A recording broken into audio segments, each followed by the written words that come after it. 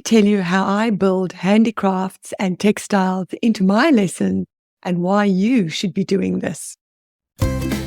Hello and welcome to Blooming Curious, the podcast that's all about nurturing that natural curiosity and love of learning in our elementary children and students.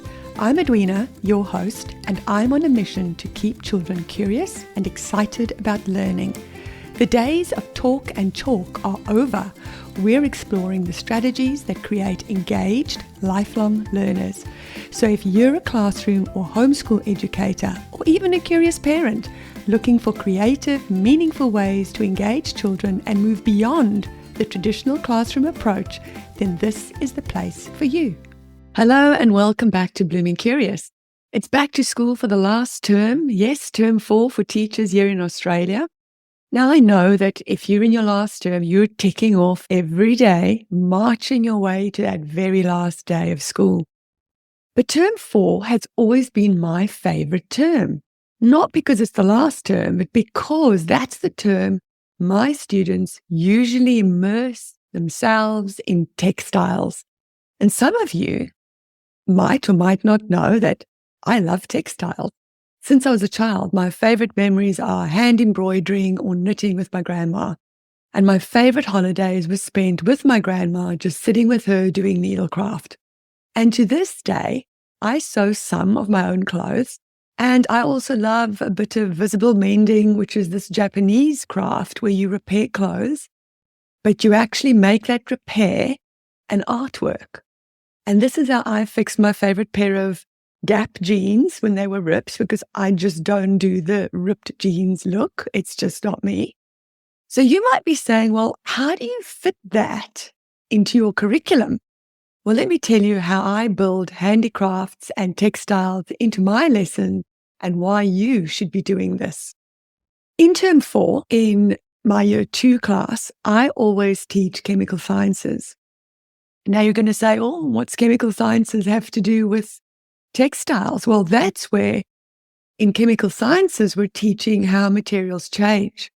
We're doing lots of cooking so that children can observe how they mix ingredients together and how certain ingredients mix and don't mix, how heat changes certain products and ingredients like butter, which causes materials to change their shape and their properties, going from a solid to a liquid. But we also look at the characteristics of materials. So what I do is I bring in different materials and children experiment with which fabric is best for making a kite, for example. What characteristics should the material they choose for making this kite have? So they look for materials that are light and strong. Or we look at which materials would be best suited for wearing on a rainy or wet weather day. So then we take pieces of fabric and we experiment with their waterproofness. Is that even a word? And I'm teaching the science curriculum with hands-on experiences to look at the characteristics of different materials. And if you've been listening to the previous 2 episodes, you would have heard that hands-on learning is one of the best ways to engage students. These type of learning experiences not only meet the curriculum outcomes, but they are also, because of their hands-on nature, highly engaging and fun for students. So getting back to the whole sewing thing, the textile projects we do link to science where we're learning about the properties of materials. But it's also part of our design and technologies curriculum. So you can see it fits very naturally into our outcomes.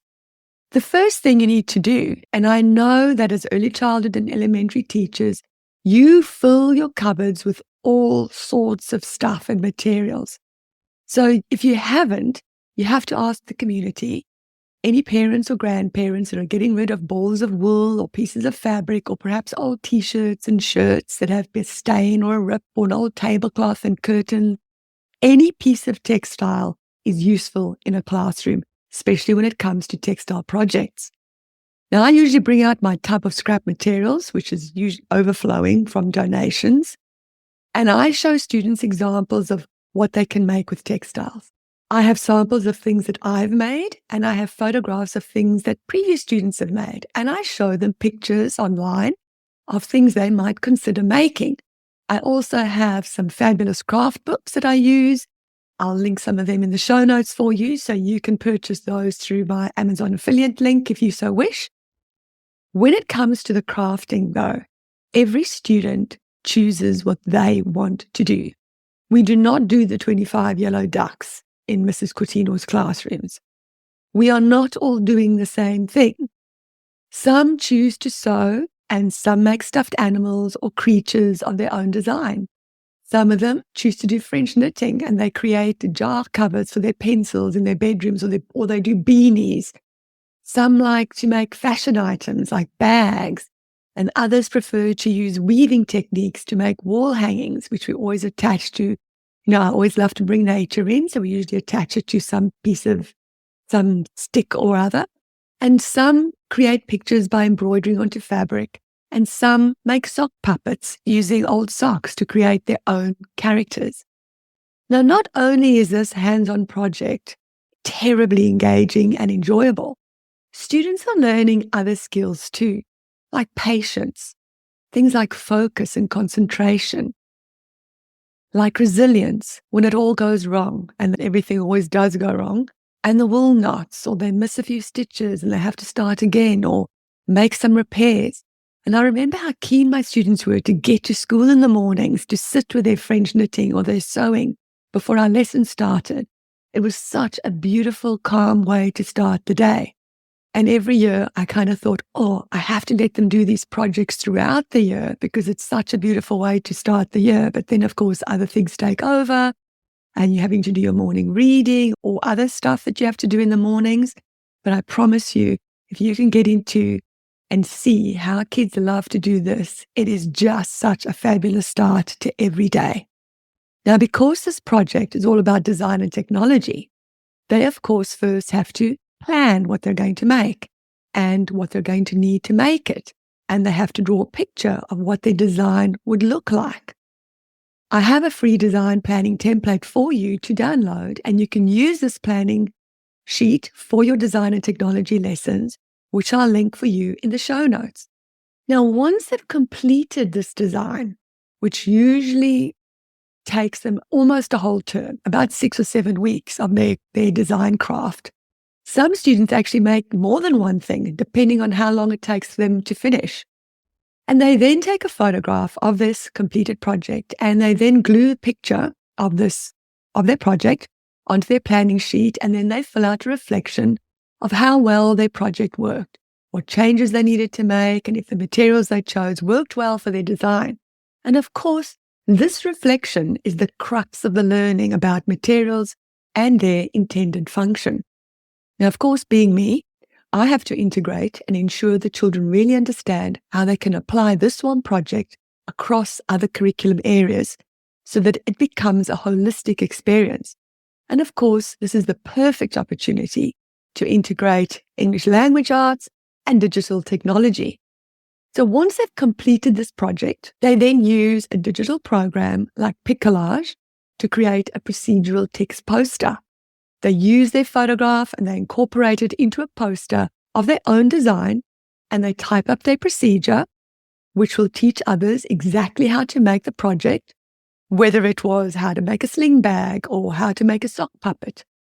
And of course, I would have previously taught them how to write a procedural text in our English writing lessons using my favorite strategy, which is Pi Corbett's Talk for Writing. I'll link the book that I used in the show notes for you as well if you want to get it there. Now what they do is they transfer that knowledge of how to write that procedural text, which they've practiced before, and they transfer it to this project. I also had explicitly taught them how to use Piccollage, which is a digital program to create their digital poster. So once again, they use that training and that knowledge to apply it to create a digital poster. So we're integrating our digital technologies into just this one thing of making a textile project. We're creating lessons that meet multiple curriculum outcomes. Now, creating lessons that meet multiple curriculum outcomes not only makes learning more meaningful for our students and allows them to make those cross-curricular connections, but it also helps us tick off multiple outcomes so that we don't need to scramble around to assess other stuff in a single lesson There is no connection for our students to anything they're learning. If you listen to my previous 2 episodes, you will see that the data is out on the types of strategies that engage students best. And overwhelmingly, hands-on learning is one of the best strategies to engage students. A textile project like this one I've been describing is a fantastic example of how intentional hands-on learning experiences engage students and help them make connections to real-life experiences. Because their project has a real-world application, they're more likely to use it in their lives, and also it's relevant to them. It wasn't some project that they would never use again or that their mothers were just going to chuck in the bin afterwards because it's yet another piece of paper. I cannot tell you how many students, after spending the year with me, creating projects like this, continued on to create projects of their own at home. In fact, last year at our Year 6 graduation night, we always have a slot where some of the Year 6 students report back and reflect back on their time in primary school. And when it came to reflecting back on their time in Year 2 with me, this is the project they remembered with such fondness, it actually caused me to burst into tears, and I was a total embarrassing mess after that.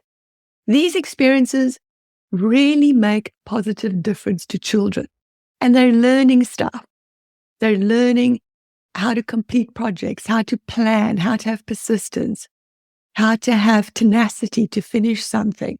Not to mention when you're integrating it with English or digital technologies or mathematics or anything else, it makes it so much more real for them. And if you follow me on Instagram, and I have to say, I'm not very good at social media, but I am trying to be more active so that more people find Blooming Curious and listen to the podcast, you would have seen that I put on a reel where I said the term 4 is a perfect time to try new strategies. It's also the perfect time to include hands-on experiences where children can make Christmas gifts for family members. And in my class, we always sew, using fabric and a needle and thread, a bell decoration for their Christmas tree. And this, of course, is in addition to their own textile project. And it's not clay, so it won't get broken. And I know it's something that parents will treasure forever because I still have my children's Christmas decorations they made at school that I put up on our tree every single year. And it's such a beautiful reminder of their life experiences. But here's the thing. You don't just make the decoration and then you scramble to complete assessments to meet the outcomes in other learning areas. You use this as your hands-on experience to meet outcomes in English, in design and technologies, in digital technologies, and in art. So make sure that you get the link in the show notes to download that planning sheet, which you can use for any hands-on project, because it's the whole skill of the planning process of creating, of thinking about something, and then making it. And this time of year, heading towards Christmas and the holidays is hectic. You'll probably be finishing off your assessments and you're writing reports. So a hands-on project like I've just described is the perfect, low-stress, fun way to end the year. And by the way, I know that some of you are probably saying, how am I going to teach kids to do this? They don't know how to use a needle and thread or how to do French knitting. In fact, I don't know either. Well, here's my top tip. You get all the students together in a small group that want to do the same or similar project. Let's take French knitting, for example. I use toilet rolls and pop sticks to create French knitting spools. I then started them off, and you just go to YouTube, and I drew an arrow on the roll so they know which direction to go in. And once you've explicitly taught them, off they go. And you will then find that some kids are really good at it and they get it really quickly. Others struggle. And that's why this is such a good project, because it teaches them persistence. And at the end, they have something to show for their persistence, which makes them really proud. Now you get those that really get it and are just nailing it, and you get them to help those that need more help. Or you find a YouTube video that shows them a step-by-step process that those kids can follow. But I have found the best way to do it is just to do it hands-on. And as an early childhood educator, learning these new types of skills together with your children also shows your children that you're learning. It shows how you're curious and you're open to new experiences.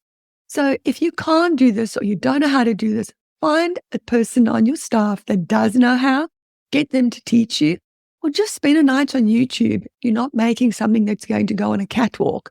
You're simply making something that you can do with young children that know nothing. And in fact, get a grandparent in to come and help you. Now, when you've got a group working on their own, this French knitting group, and they're helping each other, that frees you up to help another group. Perhaps the students that are creating a stuffed animal or a stuffed creature. Now you show them how to draw out their pattern using newspaper or some brown paper or some butcher paper. And you teach them how to do that and how to cut their pattern out and so on.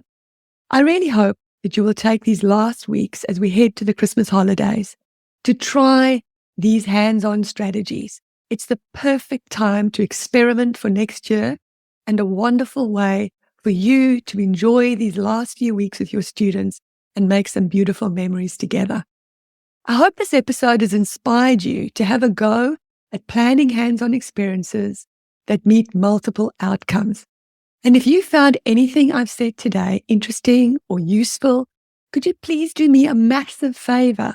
Click that share button and get the link and send it to someone that you think needs a bit of inspiration today.